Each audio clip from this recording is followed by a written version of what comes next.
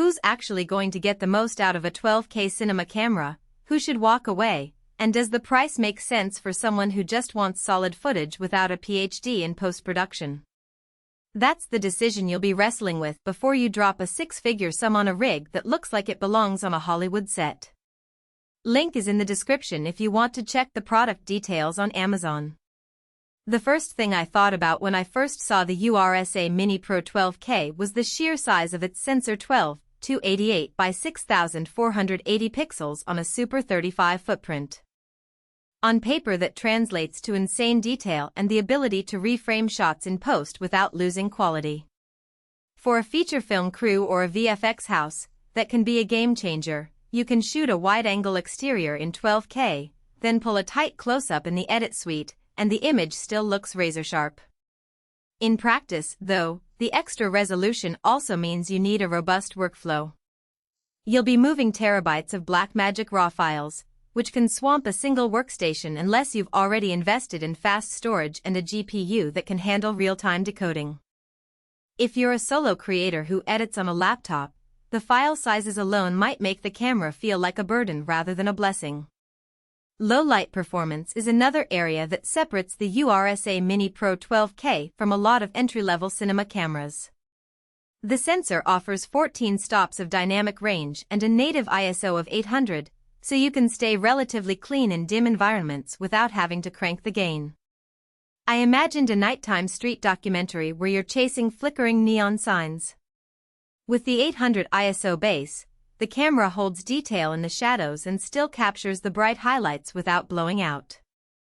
However, the native 800 ISO also means you're starting a few stops higher than many DSLR-style cameras that can sit comfortably at ISO 100. If you need to shoot in truly dark venues like a theater blackout or a candlelit ceremony, you'll still have to add external lights or accept a grainier look than you might get from a sensor designed for ultra-low ISO performance. Autofocus is where the URSA Mini Pro 12K shows its true audience. The camera leans heavily on manual focus with focus assist tools rather than a fast, reliable phase detect system you'd find on a mirrorless camera. In a controlled shoot where a first AC can pull focus with precision, that's fine. On a run-and-gun documentary where you're relying on the camera to lock onto moving subjects, the lack of a strong AF system can be frustrating. I think about a wedding videographer who needs to keep the bride's face sharp as she moves down the aisle. This camera would probably need a dedicated focus puller, not a single operator hoping the autofocus will cooperate. The PL mount opens the door to a massive cinema lens ecosystem, which is a double-edged sword. On the plus side, you can mount high-end anamorphic lenses, tilt-shift rigs, or the heavy glass you already own from previous projects, and the image quality will match the sensor's potential. On the downside, those lenses are usually big, heavy, and expensive. Pairing a 12K sensor with a 100mm t2.8 prime means you're adding a lot of weight to an already sizable rig, and you'll need a sturdy support system. Think a sturdy shoulder rig or a full-size gimbal. If you're a hobbyist who only owns a handful of fast prime lenses, you'll likely need to rent or buy new glass just to unlock the camera's resolution, which can quickly erode any perceived savings. Menus and workflow in Blackmagic gear have always been a love-hate relationship. The URSA Mini Pro 12K keeps the familiar Blackmagic UI, with a touchscreen that lets you toggle RAW settings, exposure, and monitoring without digging through layers of submenus.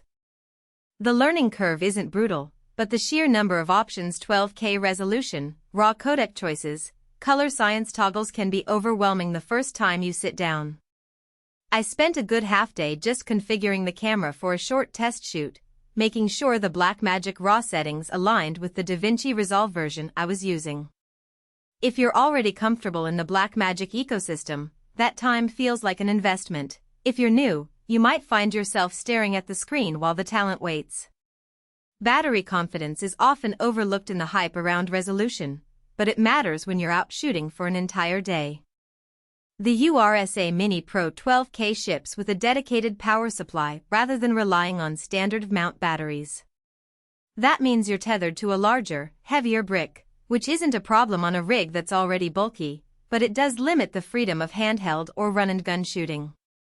On a long-form documentary where you need to move quickly between locations, you'll either have to carry spare power packs or accept downtime while you swap them. It's not a fatal flaw, but it's something you need to plan for. So, who should consider spending on this machine? If you're a mid to high budget production house that already has